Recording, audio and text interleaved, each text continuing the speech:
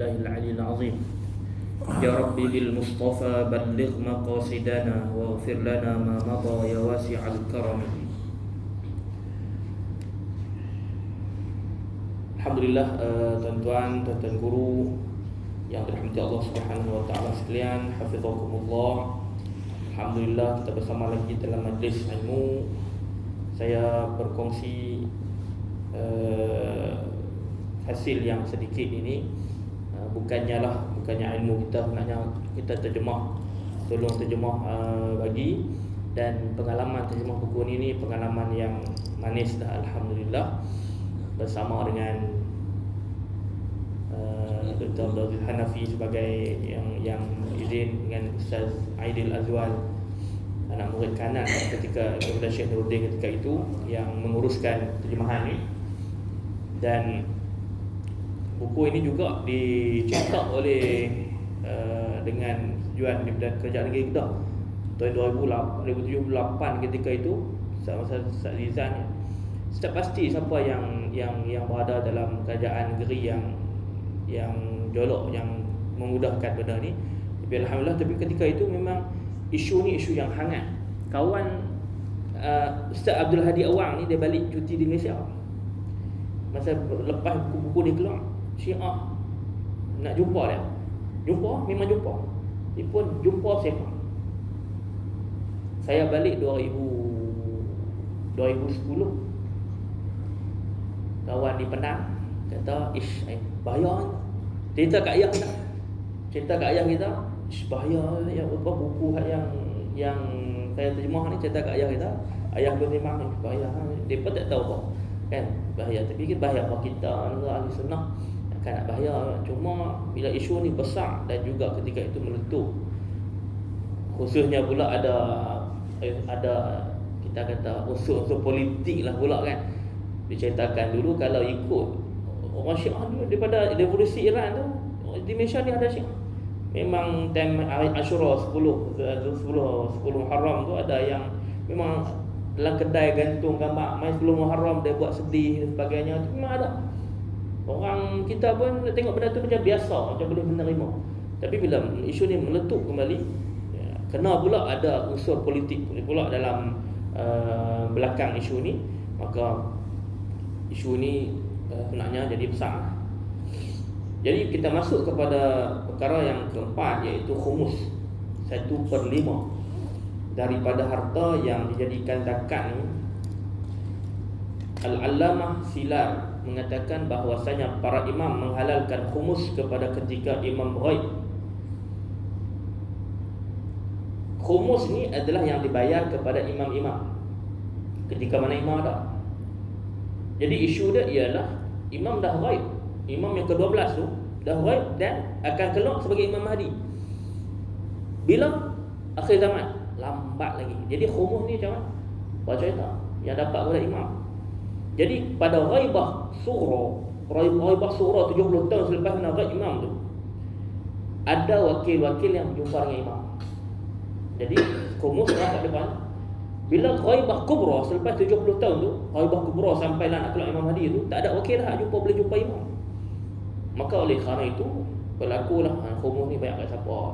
Ada orang cuba untuk mendapatkan kuasa mengutip khumus ni sebagainya. Kita akan tengok secara detail insya-Allah.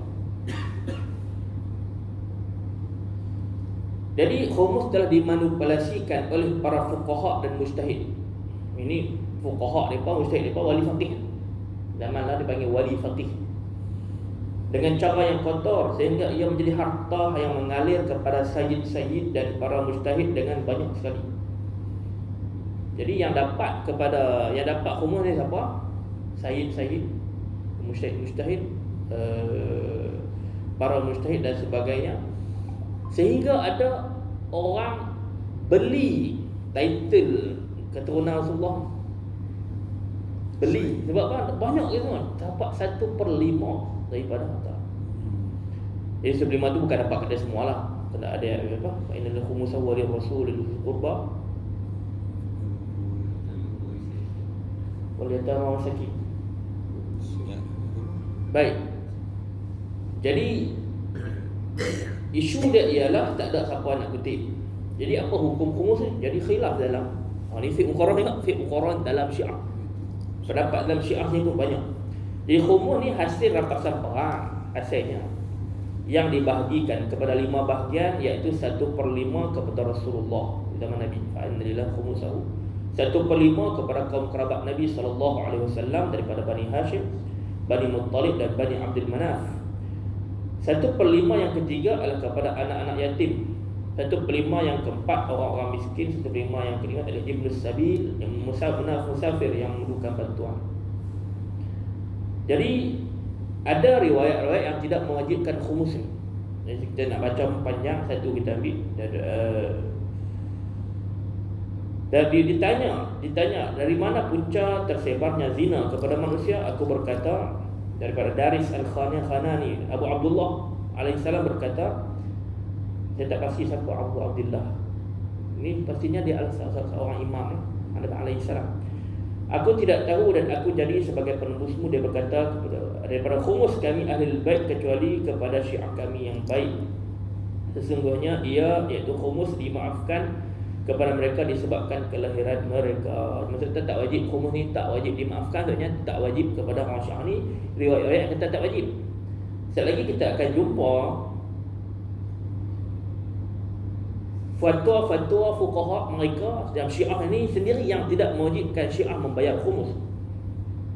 Al-Huli meninggal pada 676 Hijrah mengatakan, beliau menegaskan bahawa harus untuk menggunakan segala manfaat, tempat tinggal dan barang yang diperniagakan sepanjang imam ghaib, dan berkata tidak wajib mengeluarkan khumus daripada bahagian yang ada daripada benda tersebut. Jadi tak wajib khumus.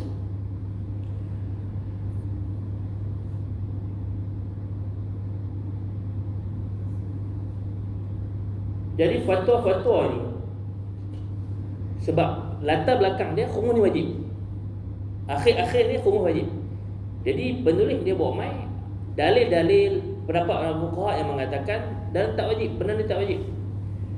Jadi ringkasan perkembangan pendapat ulama Syiah berkenaan dengan khumus ini. Pendapat pertama, dia kata khumus ini merupakan hak imam ghaib.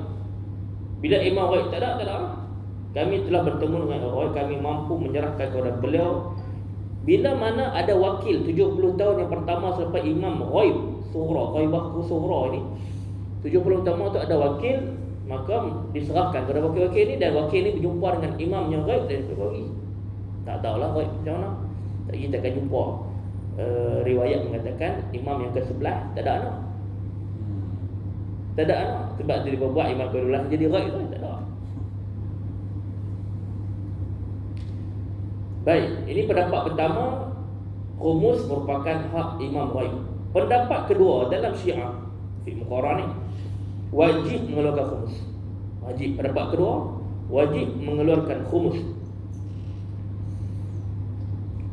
Tapi keluar tu nak bagi kat siapa? Kata bagi kat imam. Tak. Keluarkan khumus daripada harta kamu, tanam, simpan sampai imam keluar, bagi kat imam Mahdi, simpan, tanam, keluar. Ini pendapat kedua. Pendapat ketiga, dia kata khumus ini diserahkan kepada orang yang mempunyai sifat amanah. Maka mereka bersepakat individu yang paling amanah adalah fuqaha mazhab bagi kepada faqih. Jadi khumus ni tuan-tuan, sebab tu zamanlah khumus ni menjadi kekuatan kepada Syiah. Sebab ulama-ulama mereka yang ada projek lah, yang ada wawasan visi untuk bawa Syiah ni, disokong oleh harta yang banyak khumus ni, sampai boleh ekspor lah. Dan tak mustahil juga ada bantuan daripada barat yang kita tengok mereka ni duk lawan Amerika sebagainya, tapi di belakang mungkin boleh jadi masuk juga kuasa duit tuan-tuan. Pendapat yang keempat ialah harta tersebut wajib diberikan kepada para fuqaha untuk mereka agih-agihkan kepada yang berhak, terdiri daripada anak-anak yatim, orang miskin, kalangan ahli bait Rasulullah sallallahu alaihi wasallam. Dan pendapat yang kelima, khumus milik imam ghaib boleh digunakan oleh faqih pada bahagian yang dia rasakan perlu. Jadi memang secara umumnya dia milik imam ghaib. Semua milik imam ghaib. Tetapi ada wali faqih yang mana boleh melihat dan menerima dan juga mengagihkan harta khumus ini. Sebab tu tuan-tuan, kalau macam Hauzah Najaf, Hauzah di Al-Qummi di Iraq tu, yang dipimpin oleh imam mujtahid depa, wali faqih ni kaya sebab masuk duit-duit ni, duit khumus.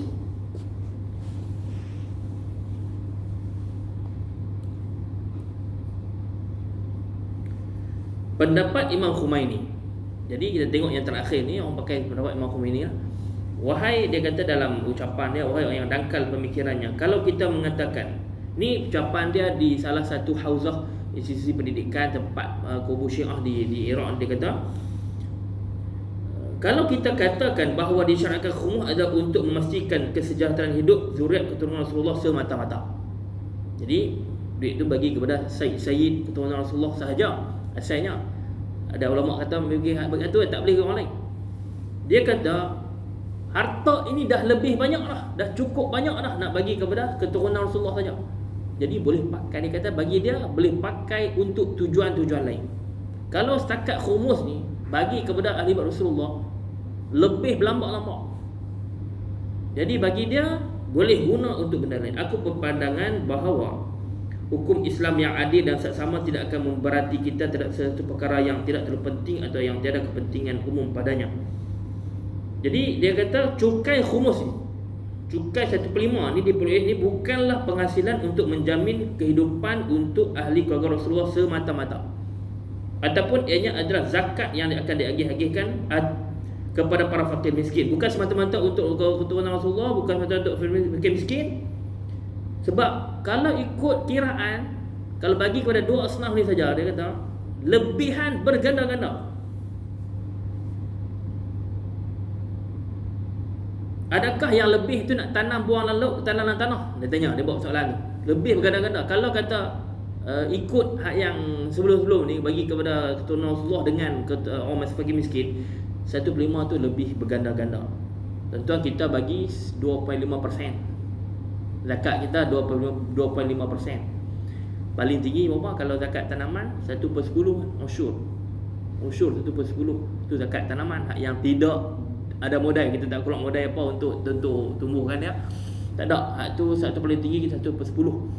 Dan ni 1/5, 20% daripada harta banyak. Dan juga asnaf kalau ikut tu keturunan Nabi dengan fakir miskin, aslah 2% tinggi.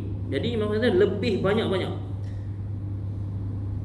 Jadi adakah logik Islam hanya menumpukan semata-mata mengenyangkan perut ahli bait Rasulullah pada harta yang terlalu banyak ini, harta yang berkembang bertambah selagi mana berkembangnya perniagaan dan perindustrian sebagaimana. Jadi dia nak kata bahwasanya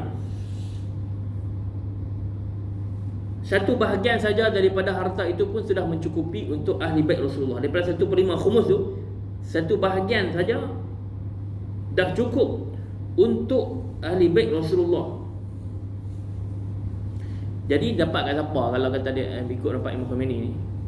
Dapat dekat fuqaha dengan mujtahid mereka, ulama dan wali faqih mereka.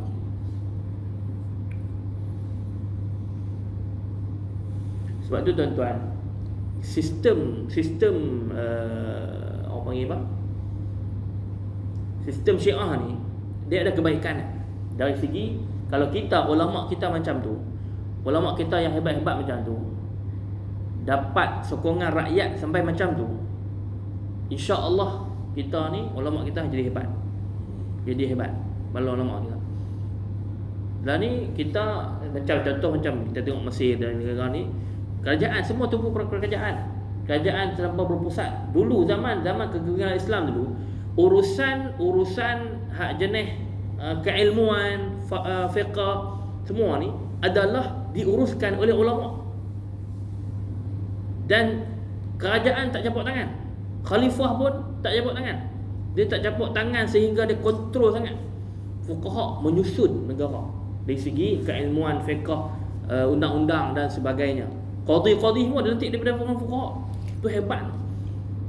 Dan golongan fuqaha, golongan ulama ni depa ada macam gaji sendiri. Dia panggil amwal baitul mal. Dia panggil ata.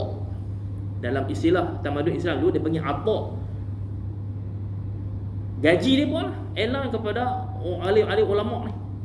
Jadi ahli ulama zaman dulu memang mustaqil, tak terikat dengan kerajaan, dan depa ada satu institusi yang kuat, yang depa lah yang buat undang-undang, yang meletakkan qadhi, hakim, mahkamah dan sebagainya. Jadi itu kebaikan dari segi menguatkan ulama sebenarnya.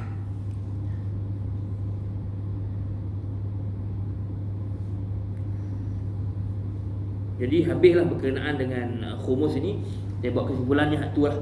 Khumus ini bagi mereka dulunya tak wajib, diwajibkan balik untuk semua Syiah, dan juga menguatkan imam-imam mereka dan juga wali-wali faqih mereka. Tajuk yang kelima berkenaan dengan kitab-kitab suci.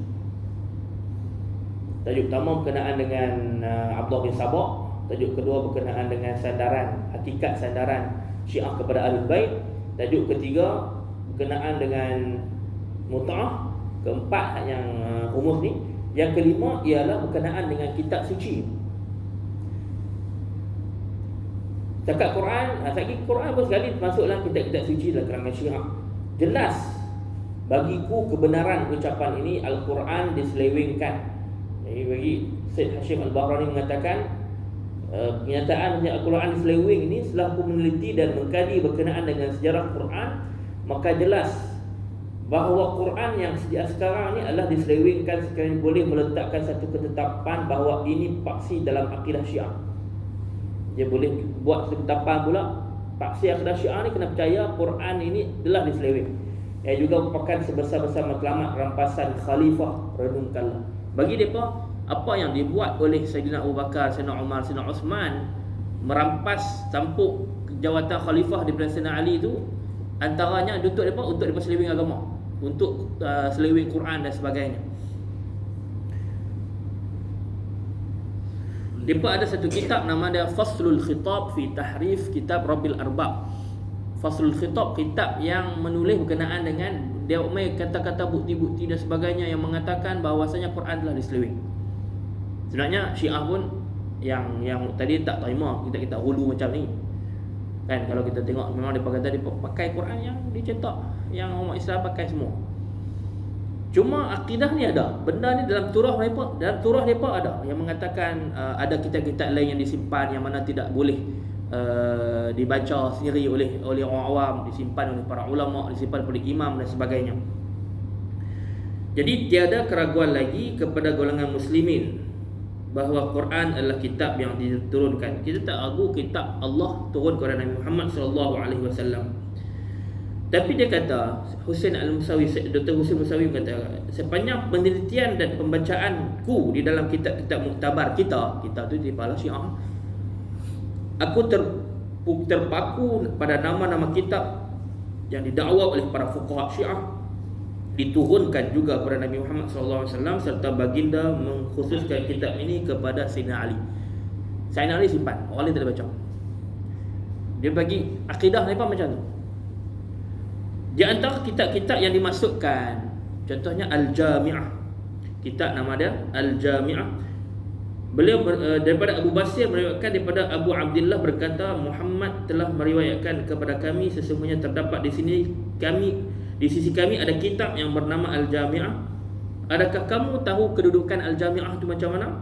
Kemudian Abu Basir berkata, aku menjadikan jiwaku sebagai ketebusanmu. Beritahulah kepadaku apa yang dimaksudkan dengan kitab Al-Jami'ah. Abu Abdullah mengatakan, Al-Jami'ah itu adalah satu lembaran yang panjangnya 70 hasta dengan ukuran hasta Rasulullah, manakala tulisannya terhasil daripada pancaran mulut baginda, serta ditulis dengan tulisan Ali. Di dalamnya terdapat segala berkenaan perkara yang halal dan haram, serta terdapat juga di dalamnya semua perkara yang diperlukan oleh manusia, sehinggakan pada masalah pampasan kulit yang tercalar, seperti qisas ataupun ursh, dipanggil ursh, kulit yang luka dan calak sebagainya tu. Hukum hakam lah, banyak hukum hakam dalam tu. Yang kedua, sahifah namanya Sahifatun Namus, kitab-kitab yang selain Quran ni. sahifah akan berada di sisinya. Di dalamnya terdapat senarai nama pembantu-pembantunya, syiah-syiahnya sehingga hari kiamat. Khalifah Namus ni menyenaraikan nama-nama syiah. Serta terdapat juga nama-nama musuhnya dalam lembaran tersebut sehingga hari kiamat. Dia berapa ramai? Yang ketiga nama dia Al-Abithah. Yang keempat nama dia Sahifah Az-Zu'abah, Zu'abatus Saif. Yang kelima nama dia Sahifah Ali. Diriwayatkan daripada Abu Abdullah katanya terdapat dalam sarung pedang Rasulullah sallallahu alaihi wasallam satu lembaran yang tertulis di dalamnya.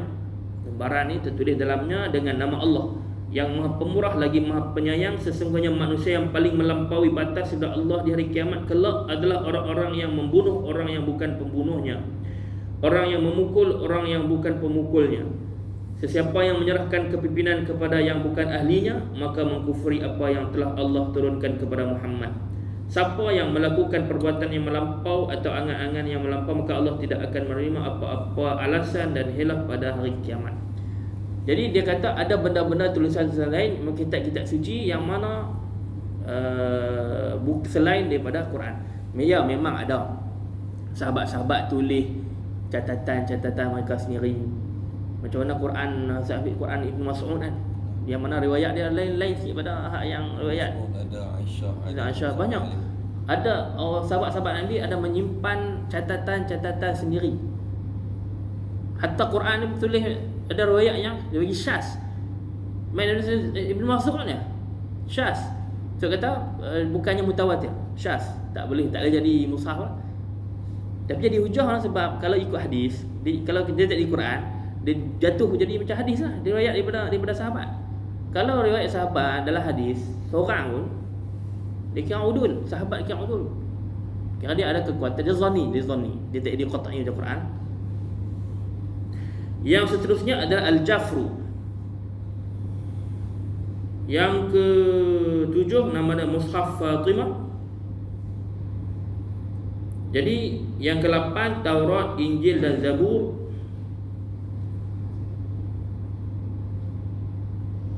Jadi percaya bahawasanya di sisi imam, para imam di sisi mereka terdapat semua kitab-kitab itu kan sebelum ni semua ada kat imam-imam yang menjadi mengganti daulah imam tu. Jadi mereka mengetahui kesemua kitab itu dengan bahasanya masing-masing. Taurat, Ibrani semua tu dalam bahasa Yahudi tu lepas tahu. Ini i'tiqad Syiah. Dia yang ke-9 adalah kitab Al-Quran lah. Quran.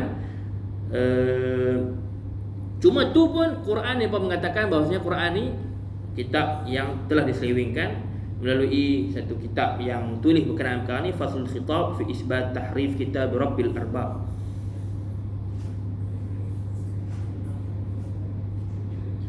Baik, itu berkenaan dengan kitab-kitab suci dalam Syiah yang mereka percaya ada. Dan mereka sendiri pun tak nak tengok pun, sebab mereka percaya benda ni disimpan oleh imam ghaib. Sekarang jadi yang terakhir adalah pandangan Syiah yang bukan terakhir, yang ke-6. Pandangan Syiah terhadap Ahlussunnah. Saya nak ringkaskan bahawasanya pandangan Syiah terhadap Ahlussunnah ni macam Yahudi tengok orang lain. Yahudi tengok orang lain macam goyim, dia panggil apa? Macam binatang ternakan, macam khadam kepada mereka. Mereka makhluk yang terpilih. Kita ni selain daripada Yahudi, khadam binatang. Lembu tunggangan. Macam tu juga Syiah bagi kita sebagai ammah, orang awam, ammah. Dan juga gelaran kita ni dipanggil nawasib, nasibah, orang yang menegakkan, memusuhi Sayyidina Ali dan Ahlul Bait. Nama-nama dan alladzina nasaba aliyan al-ada'a, alladzina nasaba ahla bait Rasulullah sallallahu alaihi wasallam. Jadi ada satu cerita, dia penulis dia sendiri yang menulis buku ni, Dr. Husin Musawi. Dia kata cerita yang paling dia terkesan ialah bukan cerita pengalaman dia sendiri. Bila tetamu mai di rumah dia, tamu tu mai daripada Surah Marra'ah, dia pergi Samarra. Asal nama tempat Samarra ni Surah Manra'ah, lain kali jadi ringkasan dia Samarra. Kalau kita jumpa As-Samarra'i nisbah kepada Samarra ni, itulah dia pergi ke Najaf. Seorang tetamu daripada ni, dia pergi ke Najaf. Dia ni asal ahli sunnah, ada kerja di Najaf, di Iraq. Pergi ke rumah penulis. Ayah ni orang yang baik, layan elok apa semua. Layan sungguh-sungguh tamu. Tamu balik esok, bakar habis. Cadar-cadar, kain-kain ada guru, bakar habis. Penulis yang terkejut, dia kata, "Ish, pasal apa?" Tanya dia. Ayah kata, "Oh, ahli sunnah ni najis." Sampai tahap tu. Ahli sunnah najis. Tu orang baik dia apa? Orang baik yang memuliakan tetamu dan sebagainya. Baik.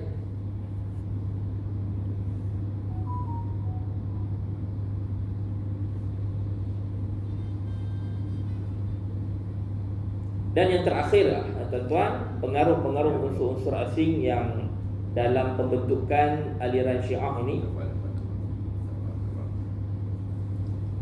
Penulis sendiri mengatakan sebesar-besar penyelewengan dan pengaruh asing yang menyelewengkan aliran Syiah ni adalah meninggalkan sembahyang Jumaat. Bagi dia, tinggal Jumaat, Syiah buat tinggal 1000 tahun dah. 1000 tahun dah Syiah tak buat Jumaat. Sebab dia bagi dia kena buat Jumaat kena ada imam. Kena ada imam. Tapi ada juga dia kata akhir-akhir ini yang ada seruan supaya buat Jumaat di belakang, mayang di belakang Husain al-Husain apa turunan-turunan Rasulullah. Buat Jumaat juga. Depa adalah sedikit.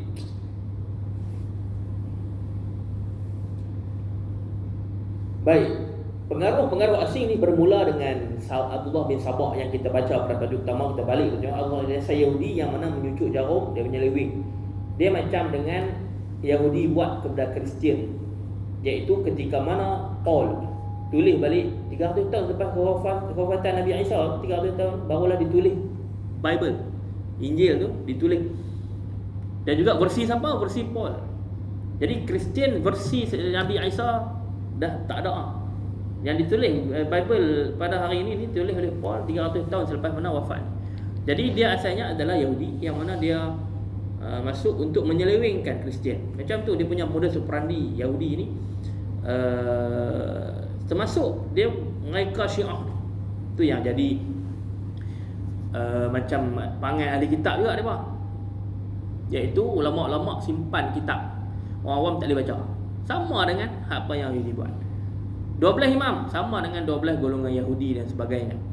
Ada pengaruh-pengaruh Yahudi lah. Jadi dia bermula dengan Abdullah bin Sabah.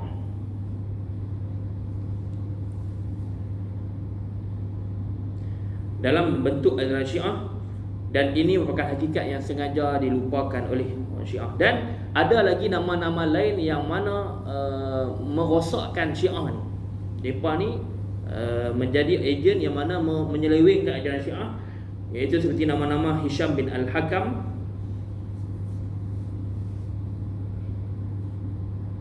Zurarah bin A'yun, Abu Basir Lais bin Al-Bukhturi, ulama Tabristan, hak yang tulis kitab Faslul Khitab fi isbat tahrif kitab Rabbil Arbab tu, yang mengatakan Quran ni seleweng ni, nama dia Mirza Hussein Taqi An-Nuri At-Tabrisi, dari Tabristan, ulama Tabristan yang menyeleweng ajaran Syiah. Jadi dalam Syiah sendiri pun ada lah kritikan-kritikan mereka terhadap ulama-ulama mereka sendiri, biasalah. Cumanya perkara ini menunjukkan kepada kita bahawasanya ajaran Syiah ini adalah ajaran yang menyeleweng dari Islam. Dan dalam Syiah nak menyeleweng lagi teruk nak menyeleweng. Memang nak bagi orang macam Qadianiyah lah. Saja dia bawa Rika Ahmadiyah Qadianiyah di India tu supaya orang tak berjihad perang penjajah. Depa tak boleh perang je.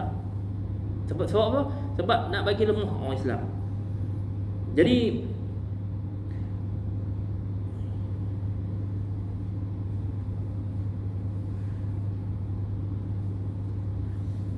kita nak kata macam mana depa masukkan unsur-unsur penipuan di dalam Syiah ni. Macam Ustaz Afiq kata, tak boleh bayang macam mana usul kafi, furuk kafi, kitab besar tu depa menipu semua tu. Macam mana depa menipu sampai berjilid-jilid. Oh dah sampai tahap tu tak boleh fikir. Tapi main dengan duit ni, main dengan Yahudi ni, depa boleh buat. Tambah pula pengaruh Parsi. Parsi dia oleh kerana jatuh pada tangan Sayyidina Umar, zaman Sayyidina Umar. Jadi orang Parsi memang geram kat Sayyidina Umar. Geram orang Arab tu, khususnya Sayyidina Umar lah, sebab kerajaan Parsi jatuh pada zaman Sayyidina Umar. Sebab tu di Iran ada kubur Abu Lulu'ah. Tulis pula di kubur tu Marok matilah Sayyidina Abu Bakar, Marok Umar, Marok Osman, matilah Sayyidina Abu Bakar, matilah Osman, matilah Sayyidina Umar. Tulis di kubur tu lah. Depa pula duk sambut pula pejuang mereka. Dia tulis pula pejuang depa. Dia tak tahu. Allah. Ni memang betul ya, sebab duk tengok dalam ni, dalam ulama sunnah kita pun duk sebut benda ni. Depa duk puja lagi kubur Abu Lulu'ah.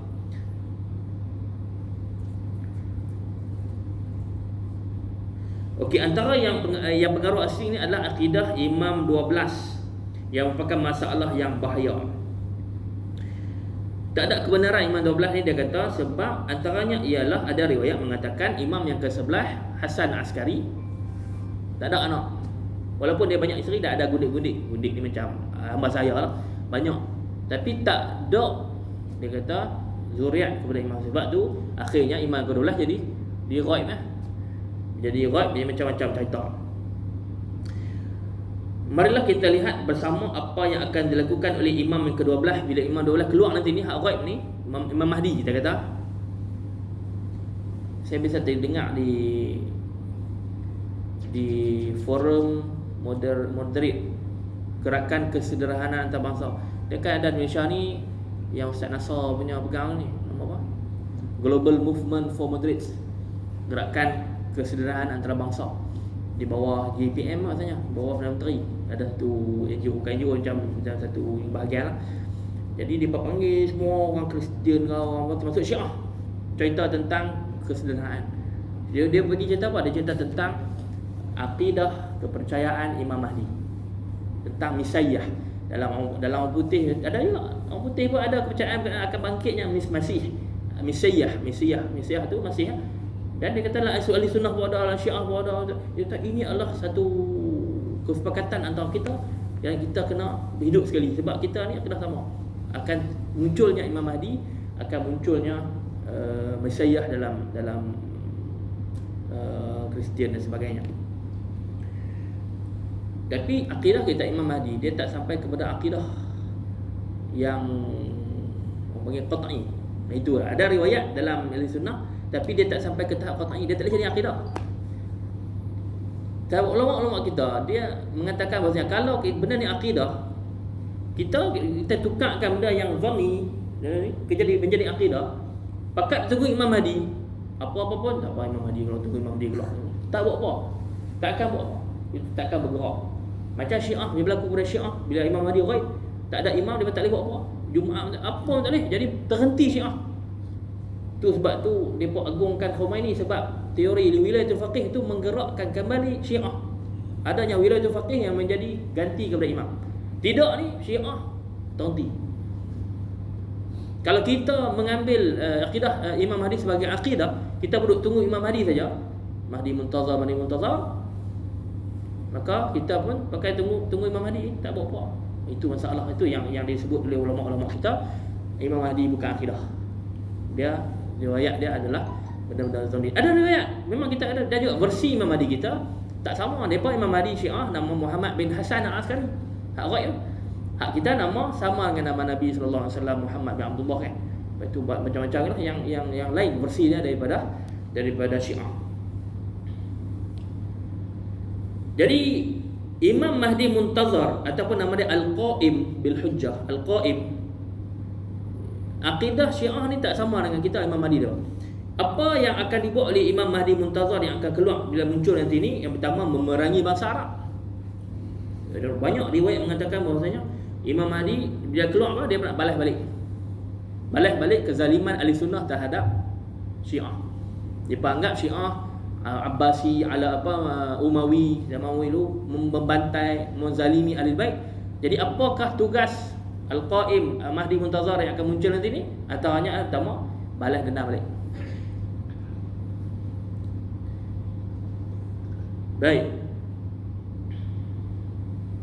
Yang kedua, meruntuhkan Masjidil Haram dan Masjid Nabawi. Tu dia. Cerita apa ni? Imam Mahdi mai runtuhkan Masjid Haram, runtuhkan Masjid Nabawi. Tak heran dia dekat roket depa mai tala ke Mekah tu. Duk dah kan? Tak ada. Lepas tu yang ketiga, melaksanakan pentadbiran keturunan Nabi Daud. Pasal apa tak umat Nabi Muhammad?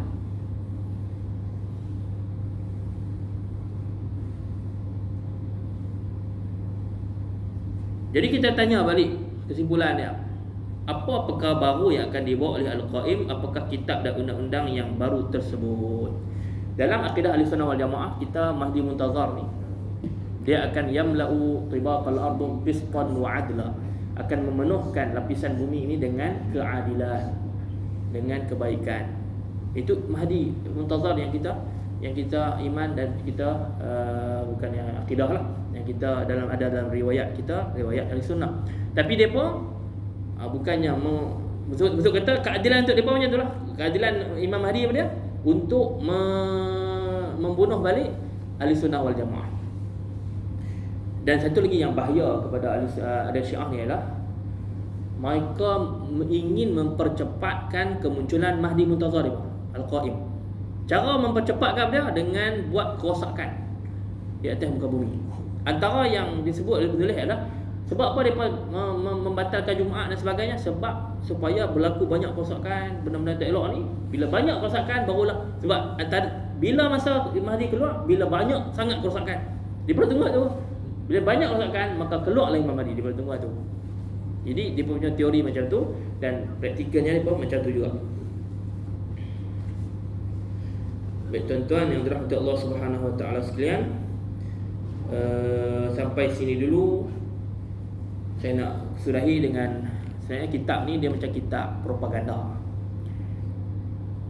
Dalam fakta-fakta dalam ni pun dia buat cara novel ni, dia lebih kepada propaganda untuk selamatkan kembali orang Arab di Iraq, yang mana masa Syiah dulu tak ada, 150 tahun dulu dia tak ada Syiah di sini. Maka dalam mana penuh di Iraq jadi Syiah. Dia propaganda untuk tarik balik kembalikan orang Arab ni kepada Ahlussunnah. Dan propaganda ni dibalas oleh dia buat juga. Syiah pun buat juga. Dia buat seorang ulama Azhar bertaubat kembali kepada ajaran Syiah. Dia tulis kitab nama dia Summa Tadaitu, kemudian aku telah mendapat hidayah. Summa Ihtadaitu. Dia tulis kitab tu tentang macam mana dia sedar bahawasanya rosaknya Ahlussunnah ni, dia kembali kepada yang benar, iaitu Syiah. Ulama Ahlussunnah kita ada juga yang tulis balik, lawan balik, rot balik kitab ni. Dia kata nama kitab dia Bal Dalalta. Itulah kita Summa Tadaitu saya pernah tengok, Bal Dalalta tak pernah tengok. Tuan-tuan, ala kulli hal, pengalaman terjemah kitab ni membuatkan saya beli kitab-kitab Syiah. Bukan Syiah, kitab yang membincangkan tentang Syiah dan sebagainya, contohnya Islam bila mazahib, takrib mazhab. Banyak gila kitab-kitab Syiah yang baca.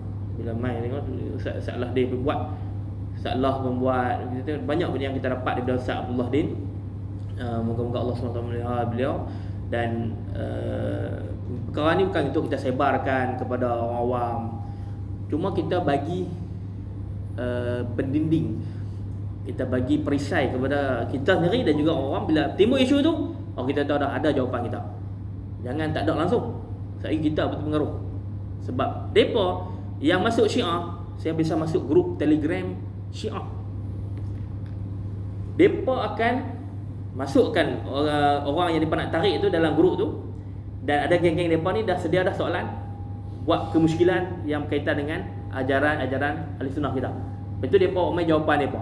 Jadi apa benda persoalan yang daripada minda orang yang Ahlussunnah ni berkenaan dengan Syiah ni, dan juga apa isu-isu yang Ahlussunnah ada yang menjadi buah kepada Syiah, depa dah ada question and answer, Q&A. Dan depa dah ada terlatih dah. Depa masuk Syiah terlatih untuk tarik Ahlussunnah. Kita tak ada benda tu. Kita tak ada perisai pendinding terhadap perkara tersebut. Jadi kita patutnya ada sedikitlah tuan-tuan perisai ni. tadi ada sahabat kita yang nak beli kitab tu. Saya umur satu lah. Nak baca di sini ya. Umur satu. Jadi sahabat nak tak dapat nak bagi. Tuan-tuan nak, boleh saya tolong tebah bagi. Saya tak ambil apa pun. Cuma RM26 tu, 18 harga kitab, RM8 harga pos. Tuan-tuan boleh ambil pesanan daripada saya, bayar. Saya tolong bayar, saya bagi bagi alamat kat depa, so depa post bagi. Bagi ada perisai sikit.